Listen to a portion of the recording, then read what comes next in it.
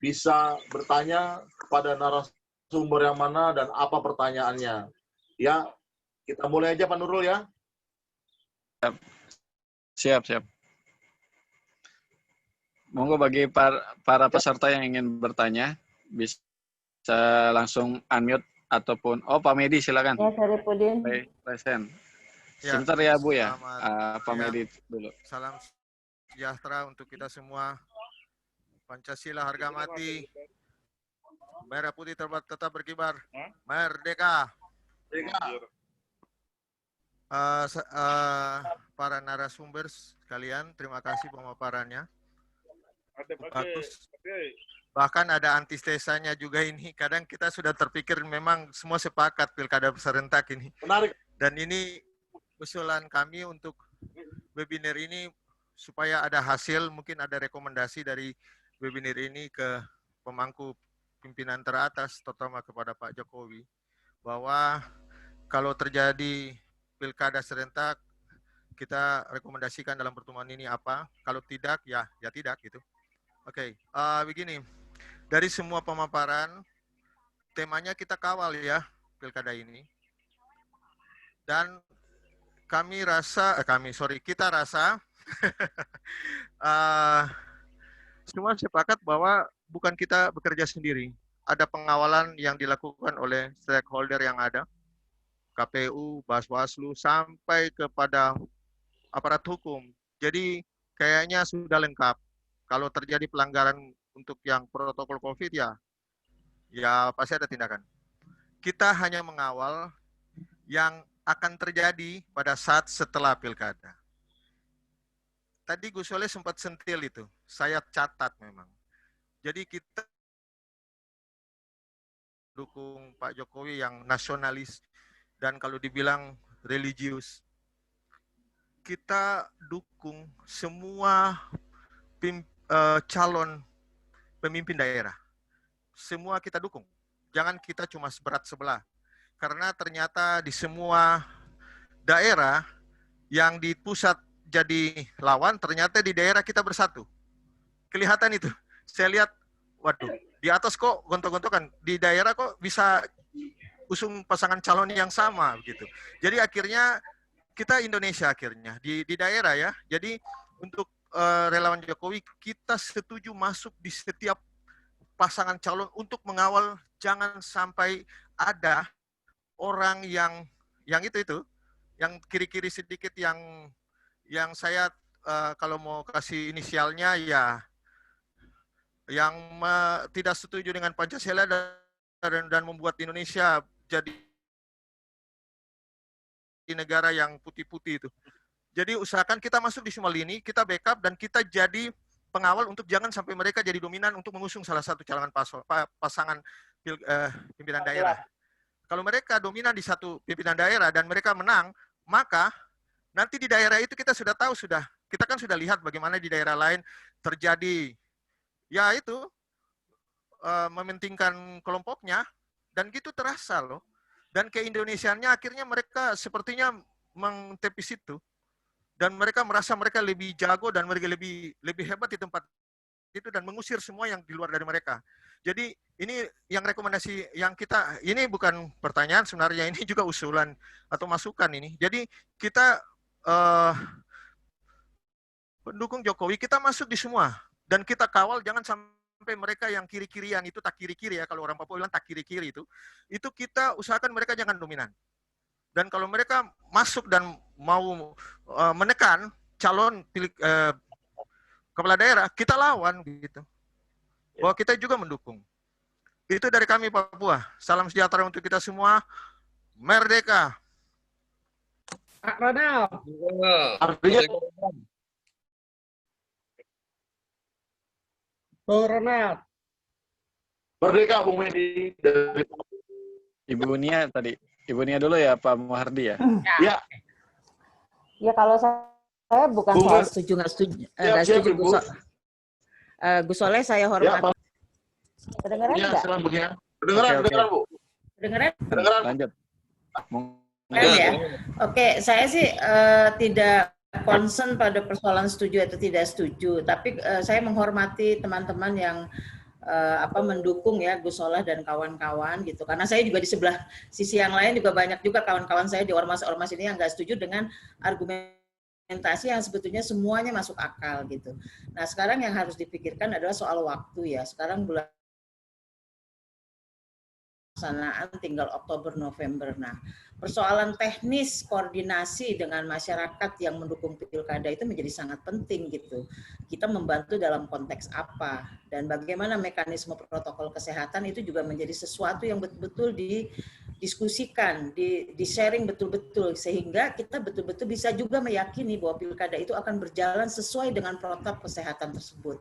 Jujur saya merasa agak sering sedikit pesimis ya melihat masyarakat nih.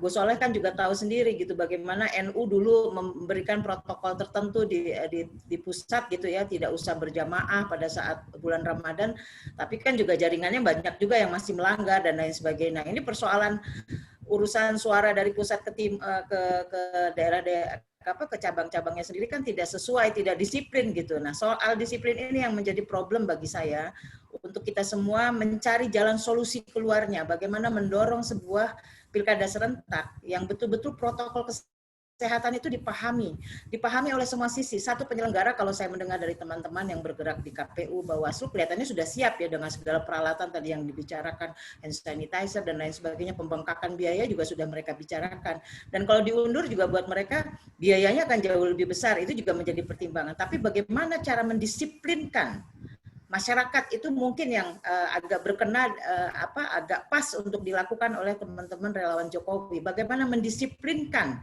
masyarakat sebagai pemilih dan juga bagaimana mengawasi, membantu polisi dan lain sebagainya sebagai pihak keamanan untuk kondisi pilkada itu betul-betul bisa berjalan secara lancar, lepas dari persoalan-persoalan kelompok-kelompok di sana yang kita kenal waktu saat Pilpres kemarin ganas dan kurang ajar gitu.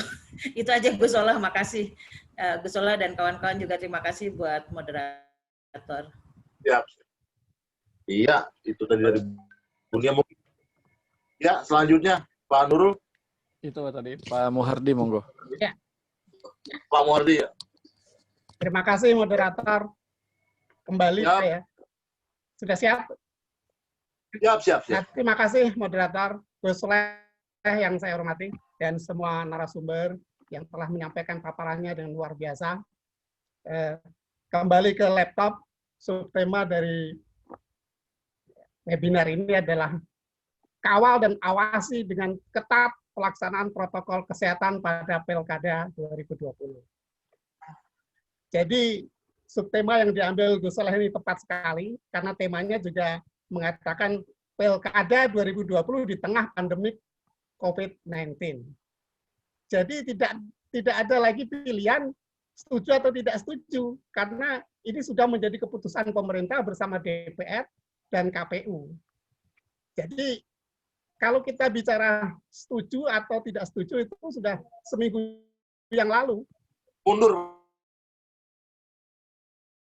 Bahwa inilah point of no return daripada perang kita kepada pandemik. Nah, jadi walaupun ada pandemik, kita jangan sampai ketakutan seolah-olah COVID-19 ini adalah koronokrasi yang mengalahkan demokrasi, gitu loh. Jadi yang saya inginkan di sini adalah komitmen dari para narasumber bagaimana mengajak seluruh konstituen minimal di lingkungan kita masing-masing. Kita datangi nanti pada waktu pilkada, kita lihat KPPS itu, mereka melaksanakan dengan ketat protokol kesehatan atau tidak. Kita laporkan kepada jaringan pemilu bahwa di sana, di sini ada yang aparatnya tidak melaksanakan dengan ketat protokol kesehatan, bahkan TNI dan Polri-nya juga acuh. Nah, itulah sebenarnya yang harus kita tekankan di dalam webinar ini. Saya inginkan komitmen dari para narasumber yang notabene adalah pendukung Jokowi. Kita jangan ganggu lagi dengan keputusan Jokowi. Nanti kita seperti Habib Rizik, berteriak-teriak dari Mekah, jangan ikut pilkada. Kemudian novel siapa itu, Pak Mukmin ya, mempersilakan itu umat Islam untuk tidak datang ke TPS. Apa bedanya kita dengan mereka kalau kita bicara lagi tidak setuju dengan pilkada? Itu saja mungkin saya terutama kepada narasumber yang kelihatannya masih tidak setuju dengan pelaksanaan pilkada 2020 ini. Terima kasih. Ya, terima kasih Pak Muhardi. Ya, Saya, Gus Nurul. Monggo Gus Arif. Terima kasih pada moderator yang terhormat, Gus Soleh, dan seluruh narasumber dan peserta webinar siang hari ini. Kita harus kembali kepada tema bahwa pemerintah sudah memutuskan untuk pelaksanaan pilkada serentak ditetapkan tanggal 9 Desember. Nah, kita sebagai bagian dari warga masyarakat, bagian dari bangsa Indonesia, hari ini kita harus mempunyai konsep bagaimana mendukung, bagaimana masyarakat bisa disiplin untuk mematuhi protokol kesehatan, mulai hari ini sampai nanti pencoblosan, bahkan pasca pencoblosan. Sehingga kalau itu yang kita lakukan, kita akan membantu program pemerintah, program Pak Jokowi untuk mensukseskan pilkada serentak tahun 2020 ini. Meskipun secara penyelenggaraan itu adalah wewenang KPU.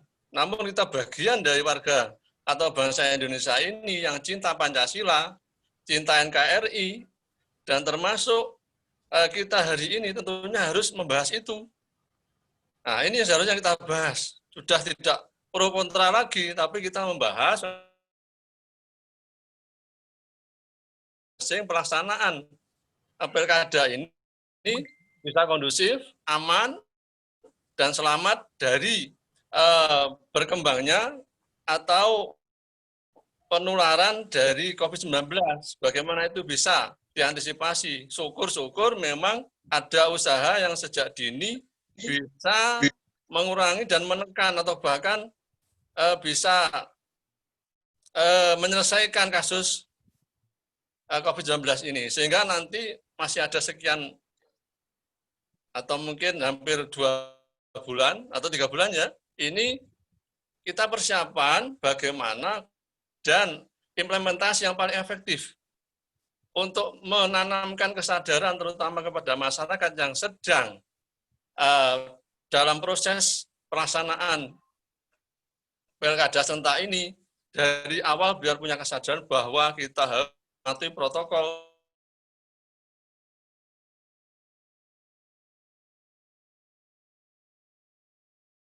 pilkada serentak nanti kita bisa sukses prosesnya, sukses pelaksanaannya, dan bisa menghasilkan pemimpin daerah yang sangat kompetitif dan apalagi nanti yang bisa menyelesaikan masalah-masalah yang muncul hari ini. Saya kira itu usulan saya. Terima kasih. Saya kembalikan.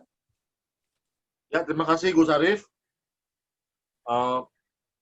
Ini ada yang bertanya juga di dalam chatnya, di dalam chat, bagaimana soal pelaksanaan TPS door to door tadi yang tadi disampaikan oleh Abang Fauzan Amir.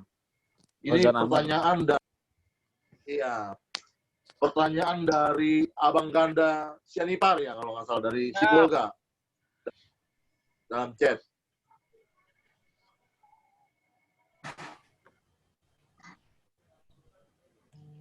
Ya bagaimana Pak Nurul? Bang Nurul? Mungkin kalau ada satu lagi penanya, bisa dipersilakan Bang Ronald. Kalau udah nggak ada yang bertanya lagi, bisa langsung diserahkan ke narasumber untuk langsung dijawab. Ya. Ada penyampaian lagi, habis itu biar dijawab semua oleh para narasumber, baik yang pro maupun kontra. Terima kasih. Siap, Gus Soleh.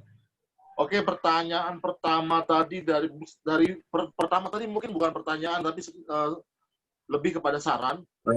Dari Bung Freddy, silakan Bung Freddy.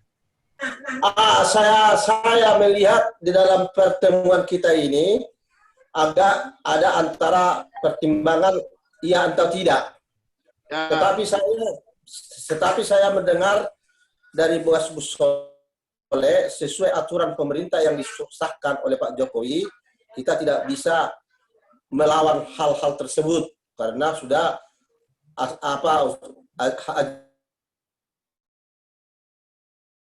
Namun dengan ini kami menyampaikan ke Pak Gus Soleh, kiranya untuk mengawal dalam COVID ini, segeralah dibuat Satgas COVID-19, Satgas COVID Pilkada, gitu aja. Untuk sebagai pengamanan di lapangan, membantu para petugas dan partai dan relawan. Relawan itu yang selalu masuk ke lapangan terus, tetapi sekarang kita mengadakan sesuatu organisasi yang menggantikan Abang ini sebagai pengamanan COVID-19 yang menjaga dampak pandemi COVID-19 ini. Kayak begitulah kira-kira Ketua Pak Gus Soleh. Halo. Halo. Ya, selamat hari Ibu Pak. Iya, ada ikut webinar dengan Gus Soleh, narasumber. Webinar. Ini gitulah penyampaian saya Pak Gus Soleh. Terima kasih Pak Gus Soleh. Semoga merdeka. Terima kasih Pak Freddy Samosir yang sudah menyampaikan pendapatnya. Bang Ronald, monggo dilanjut untuk dipersilakan para narasumber menjawab mungkin. Ya, tadi pertama dari Bung Medi di Serui, Papua, beliau mengatakan ada baiknya relawan Jokowi masuk di setiap pasangan calon dalam pilkada ini untuk memastikan sejalan dengan Pancasila atau tidaknya, jangan sampai visi misinya berbeda dengan Pancasila dan mementingkan kelompoknya sendiri, terutama kelompok radikalisme tadi yang dimaksud. Dan yang kedua ada Ibu Nia. Ibu Nia ini menyatakan bahwa ini bukan soal setuju atau tidak setuju soal pilkada, tapi soal waktu yang sudah mepet. Bagaimana agar pilkada ini bisa berjalan dengan mematuhi protokol kesehatan yang ada. Jadi bagaimana kita bisa memastikan dalam waktu yang mepet ini pelaksanaan pilkada itu bisa mematuhi protokol kesehatan. Yang ketiga dari Pak Muhardi, tidak ada pilihan setuju atau tidak setuju, justru harus hadapi komitmen para narasumber ini, kita teruskan untuk dilaksanakan sebagai bentuk kepada Jokowi. Dan ada Gus Arif juga. Gus Arif mengatakan tadi sudah dalam pelaksanaan pemerintah sudah sepakat untuk melakukan pilkada serentak 2020. Jadi sudah memang sudah harus dilaksanakan. Jadi dalam waktu yang mepet ini memang harus betul-betul diperhatikan bagaimana cara eksekusinya saja. Mungkin para narasumber ini bisa menyampaikan kembali dalam waktu yang mepet ini, artinya harus seperti apa gitu loh. Yang setuju pilkada ini harus dilaksanakan, ya bagaimana, ya kan harus dilaksanakannya, apa dengan pola pemilihannya, dan yang tidak setuju juga ada baiknya disampaikan kembali alasan tidak setujunya. Yang mudah-mudahan apa yang kita lakukan dalam webinar ini bisa menjadi masukan yang baik bagi pemerintah kita, terutama bagi Pak Jokowi dan Bapak Menteri Dalam Negeri kita yang bertanggung jawab atas pelaksanaan pilkada serentak ini. Ya, silakan dilanjut. Mungkin gitu, Pak Nurul, Bang Nurul. Mungkin mohon izin narasumber untuk ada pertanyaan yang sangat penting nih supaya bisa berjalannya mensukseskan untuk pilkada serentak. Oke, langsung ke poinnya Bang, biar nanti narasumber bisa langsung menjawab. Oke, saya tunjukkan ke narasumber semua yang ada di room ini, yang harus kita pahami, tolong dipertegas untuk bagaimana cara sosialisasi di pilkada serentak ini untuk para paslon.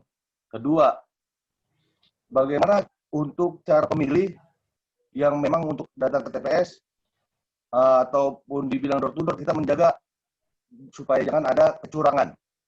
Ketiga, dari tingkat pemilihan itu akan berjenjang penghitungan suara. Bagaimana cara penghitungan suara ini juga harus transparan dan terbuka dengan adanya COVID-19 19 ini. Mohon masukannya, terima kasih.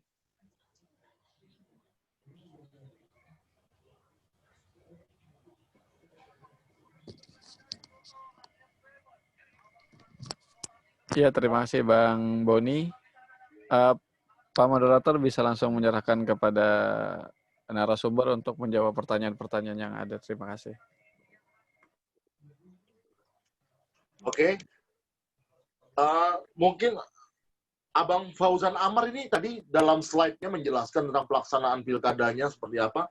Bisa langsung menjawab ini pertanyaan dari... Ya, silakan Bang Fauzan Amar. Ya Bang, terima kasih. Bapak Ibu sekalian, hormati luar biasa ini diskusi sore hari ini ya tentang bagaimana pilkada yang aman pada saat pandemik gitu ya.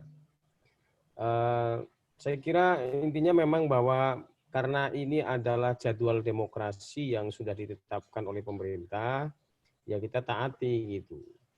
Ya seperti misalnya tadi sudah disinggung misalnya sholat, dari Bu Nia tadi menyinggung misalnya himbauan dari para ulama, sholat, tapi karena sekarang kondisinya lagi pandemi, maka sholatnya bukan berarti dibatalkan, tapi ya dijaga jaraknya kan gitu.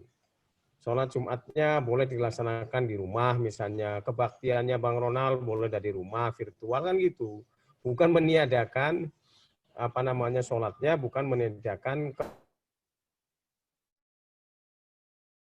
Nah itu saya setuju dengan Bang Maidi, bagaimana kita semua bisa melaksanakan pilkada ini, mendukung pelaksanaan pilkada ini dengan tetap kondusif. Nah, memang problemnya, saya setuju dengan Bu Nia tadi, problemnya adalah bagaimana mendisiplinkan warga itu. Itu ini saya kira sebenarnya tantangannya tidak hanya untuk Indonesia, tapi juga untuk semua negara. Ya kan, negara-negara maju seperti Amerika Serikat, ya, kemudian Singapura, yang Jepang pun juga mereka terkena imbas daripada wabah corona ini. Jadi saya kira ini menurut saya ini menjadi tantangan kita dalam kehidupan berbangsa dan bernegara. Namun demikian, andaikan kita bisa melaksanakan pilkada pada saat pandemi, ini akan luar biasa.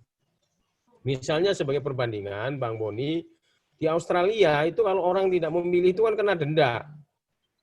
Ya kan, itu saja kemarin partisipasi masyarakatnya pada saat pandemi itu hanya mencapai 74%.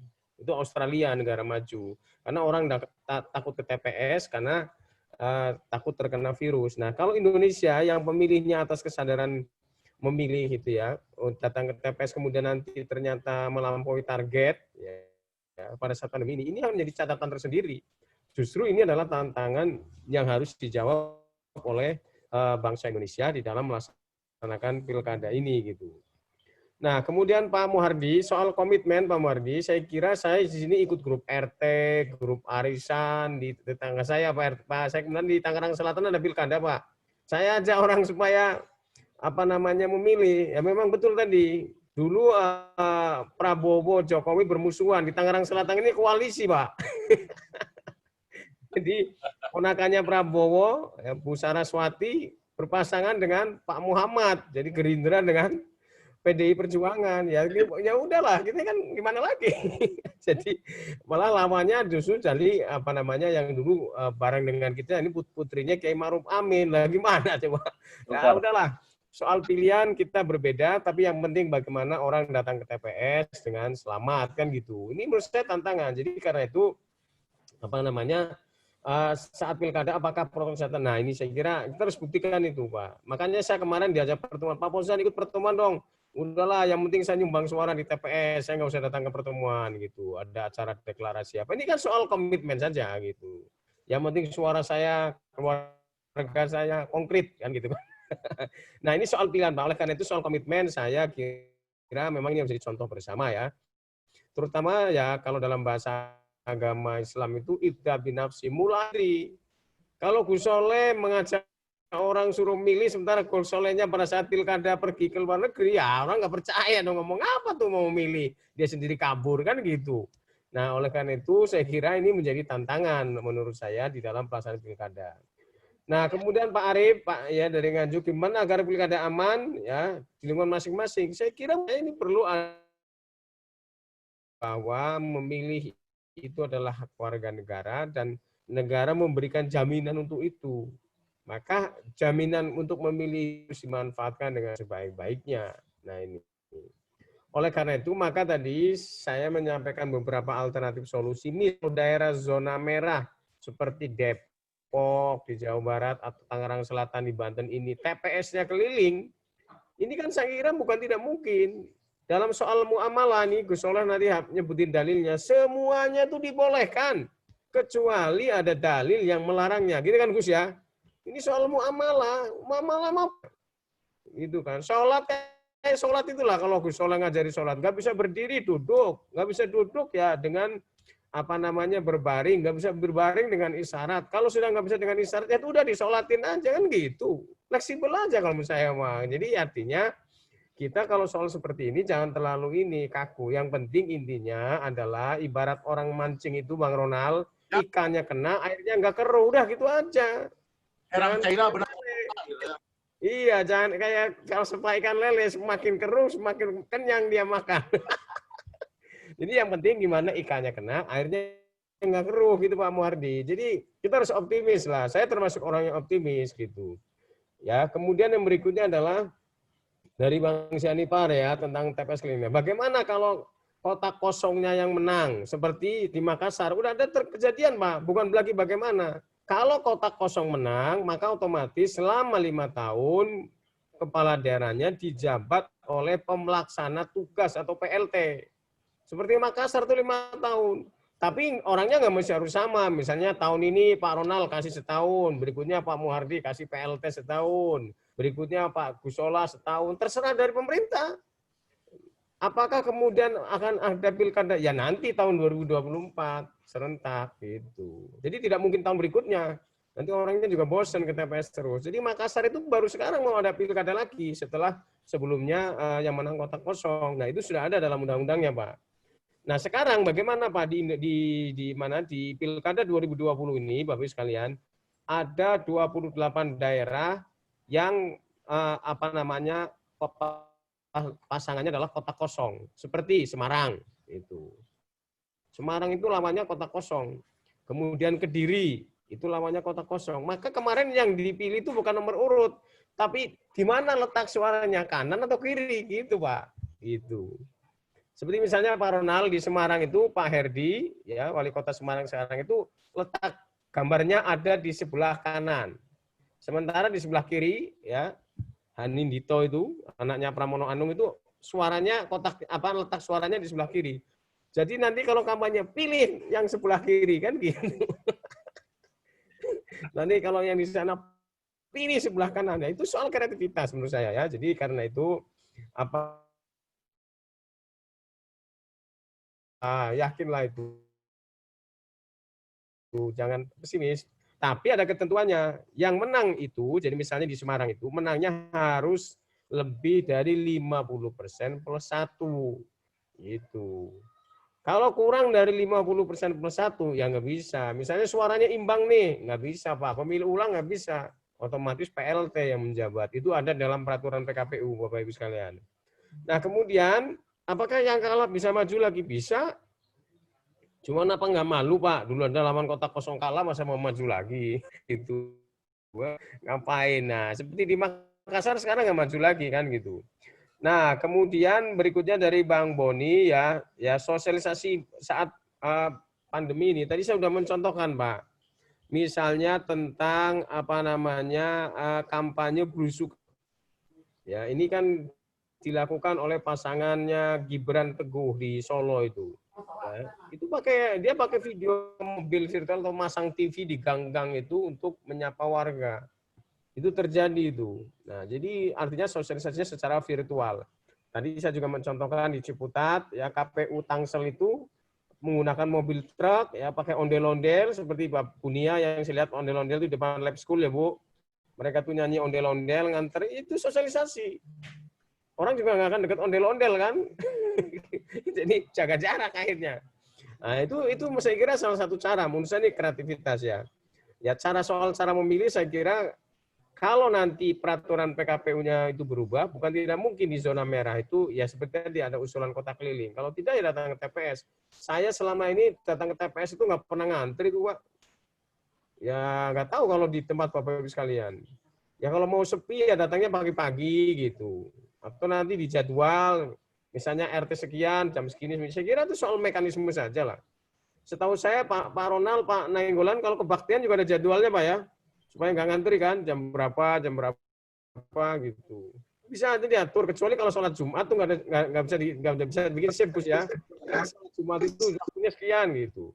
Nah itu paling itu, tapi boleh dari rumah virtual. Ini soal mekanisme lah menurut saya. Jadi intinya Bapak sekalian ya, soal tadi pilkada pada saat pandemi tadi, intinya dua. Kalau daerah itu berada di zona merah, tentu dengan protokol kesehatan yang sangat ketat. Ya, pakai masker, kemudian cuci tangan, jaga jarak, ini harus diatur. Tapi kalau daerah zona hijau, ya saya kira kita lakukan sebagaimana biasanya. Itu. Karena tidak semuanya berada di zona merah. Karena ini sudah saya jelaskan. Ada zona hijau dan zona merah. Tapi kalau zonanya itu adalah zona yang misalnya sedang, ya, katakanlah zona dia berada di zona kuning, katakanlah di sebuah kabupaten itu ada 40 kecamatan. 40 kecamatan itu kan tidak semuanya masuk zona merah. Mungkin ada juga yang hijau, mungkin ada juga yang kuning. Lah, inilah menurut saya yang harus di mapping. Itu. Sehingga dengan demikian apa? Berbeda perlakuannya antara yang zona merah, zona kuning, zona oranye, dan juga zona hijau. Tidak bisa kita samaratakan gitu. Nah, ini saya kira menjadi tantangan tersendiri di dalam pelaksanaan pilkada saat pandemi di tahun 2020 ini. Demikian Bang Ronald, terima kasih. Ya, Bung Fauzan Amar. Begini juga ada, mungkin ada baiknya juga adanya kerjasama antara KPU dengan petugas yang bertugas untuk menangani COVID-19.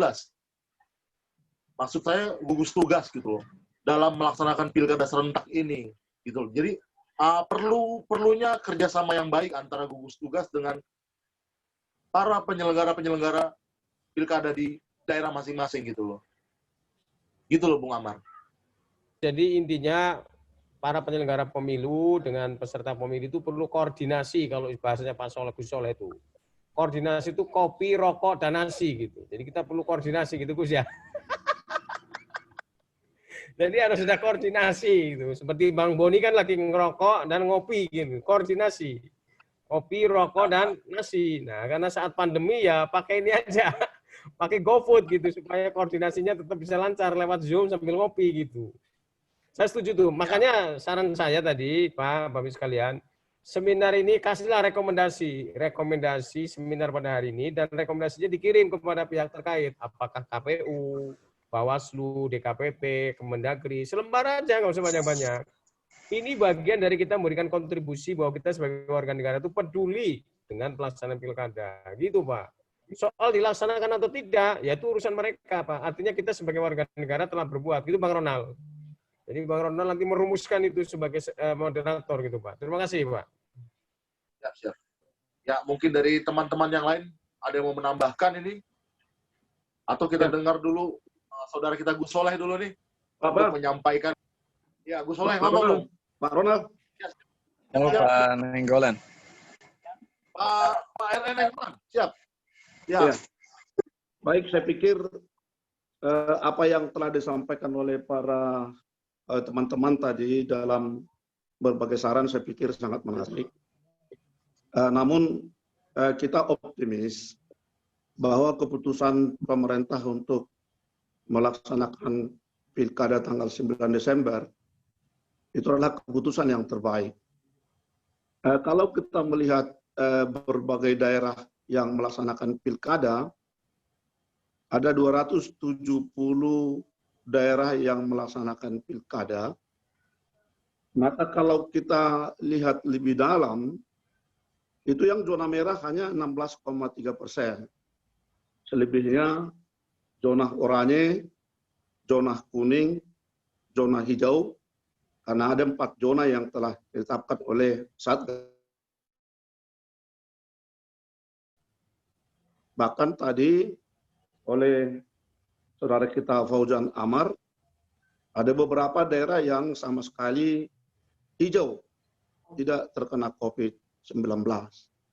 Oleh karena itulah, jangan kita samaratakan sampai ada kita nyatakan 270 juta rakyat akan kena.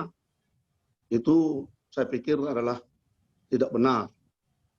Oleh sebab itu maka kita harus petakan dengan sungguh-sungguh agar melalui itu Satgas COVID-19 bersama dengan KPU di masing-masing melaksanakan berbagai aturan-aturan yang ketat dalam pelaksanaan pilkada dimaksud. Kita tadi telah menggambarkan bagaimana dampak yang jauh lebih besar. Ini dampak yang jauh lebih besar kalau pilkadanya ditunda. Kalau pilkadanya ditunda. Karena dengan pertimbangan-pertimbangan itu ditetapkanlah pilkadanya tanggal 9 Desember. Belum lagi dari aspek ekonomi, apalagi dari aspek pengelolaan pemerintahan.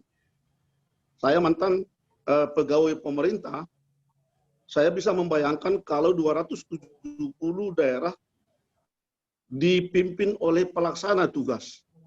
Maka berbagai ketentuan-ketentuan maupun aturan-aturan tidak bisa dilaksanakan.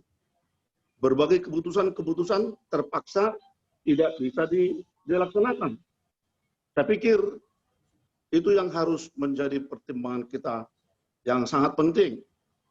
Kita bisa memberikan rekomendasi, tapi rekomendasi yang kita berikan adalah rekomendasi dalam rangka lebih mengamankan pelaksanaan pilkada 9 Desember 2020 yang akan datang.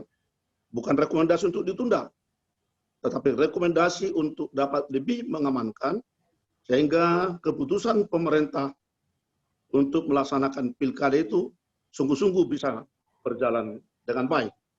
Saya pikir itu yang pertama dulu, Pak Ronald Sitorus yang saya hormati.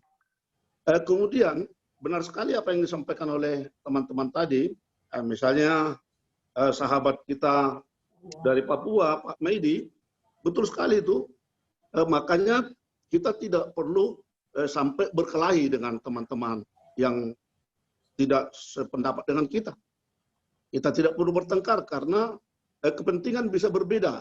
Hari ini kepentingan kita bertolak belakang, tahun depan kepentingan kita bisa sama.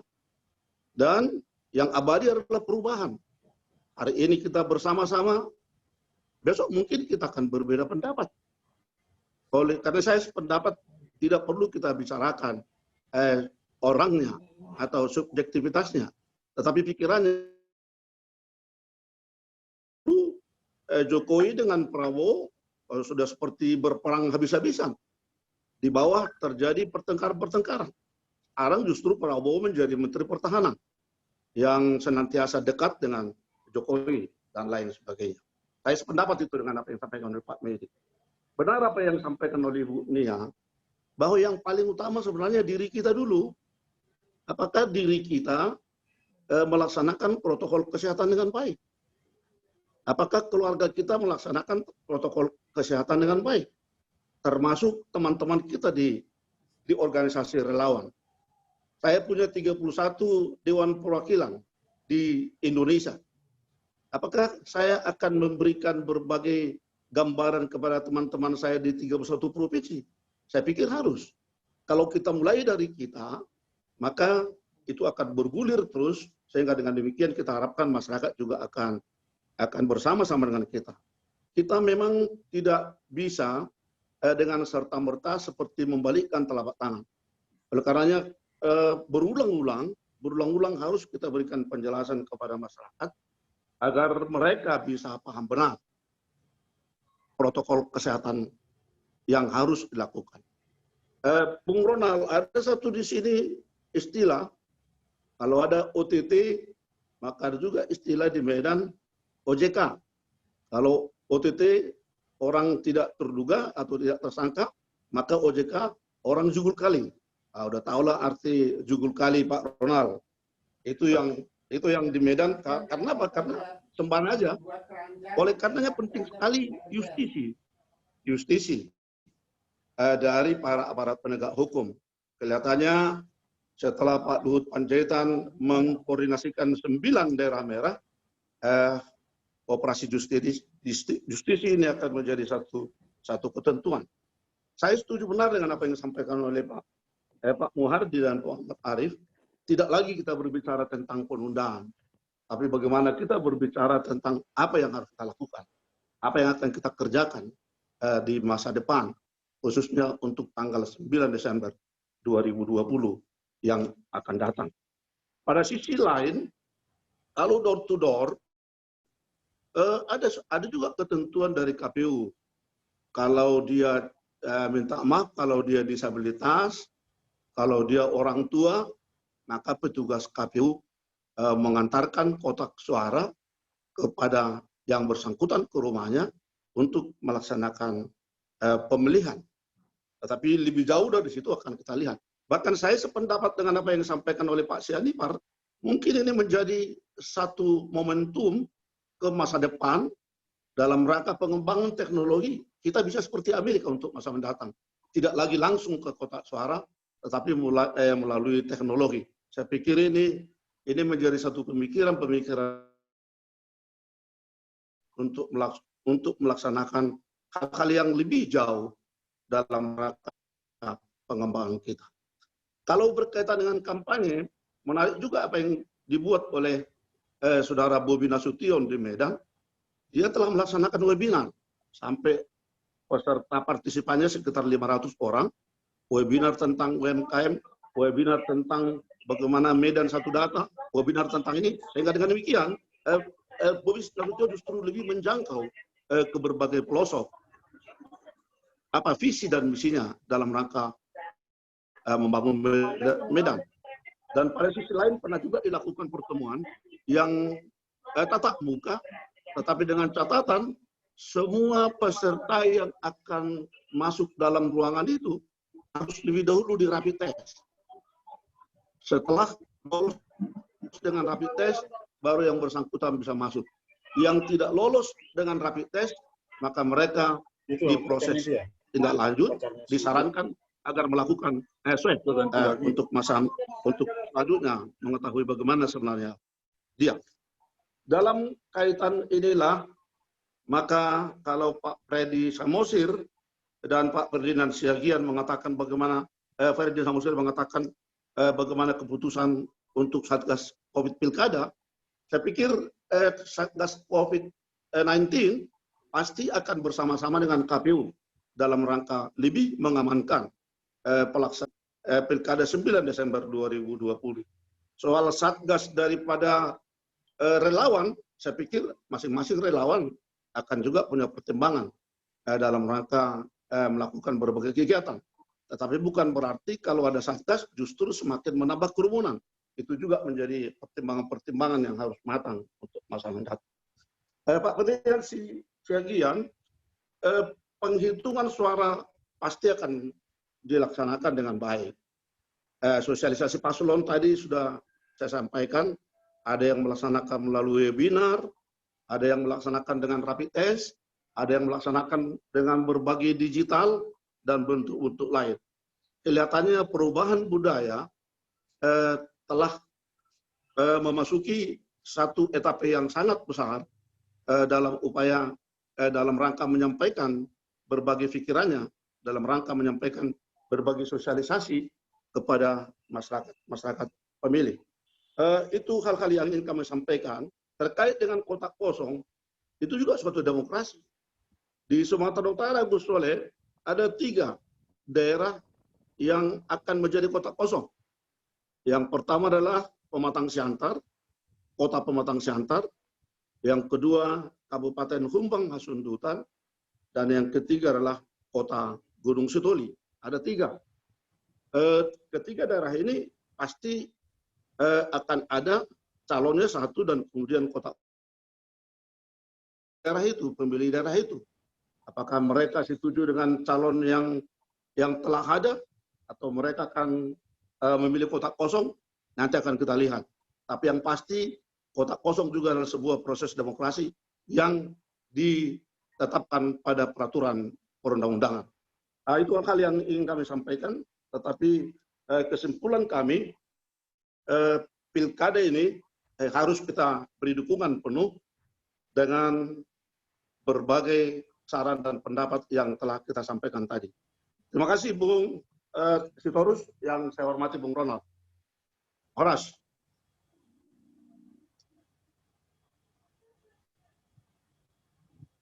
Luar biasa Pak Eri jawabannya.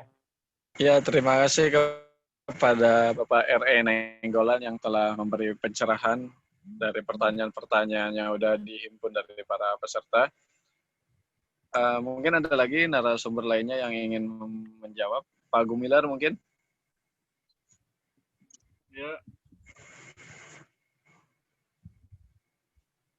Monggo Pak Gumilar. Ya. Kameranya Pak Gumilar tolong diaktifkan. Ya, udah. Oke, siap. Mungkin tidak ada tambahan lagi dari saya, ini udah full dari Pak Nainggolan tadi. Cuman yang perlu kita tambahkan itu dan perlu kita ingatkan itu ada Perpu kemarin itu, poin terakhir itu yang menyatakan ketika pandemi COVID ini kasusnya semakin meningkat, maka pilkada itu akan diundur lagi. Itu aja tambahan saya. Jadi itu bukan kita memaksakan kehendak bahwa pilkada ini harus ditunda atau harus diundur, tapi kita harus mengingatkan kembali bahwa Perpu itu yang teken adalah Pak Jokowi sendiri. Jadi kenapa kira-kira kenapa tidak bisa diundur atau tidak bisa dilaksanakan Perpu yang diteken oleh Presiden sendiri? Mungkin seperti itu jawaban saya terkait dari pertanyaan dan pernyataan teman-teman tadi. Itu aja Pak Gusoleh, Bang Nurul. Oke, terima kasih pada Bapak Gumilar yang telah sedikit memberikan gambarannya ataupun opininya terkait jawaban ataupun pertanyaan dari para penanya. Monggo Pak Ronald untuk dilanjutkan. Masih ada. Untuk narasumber Pak Ruhut otomatis karena belum bergabung belum bisa ya dikarenakan masih ada acara, nggak bisa mengikuti karena ke pemakaman adiknya seperti itu. Untuk Pak Yanis Joshua izin untuk meninggalkan tadi lebih dulu, gitu guys. Sudah suruh closing statement terus kasih. Iya, dikarenakan sesi pertanyaan sudah habis, selanjutnya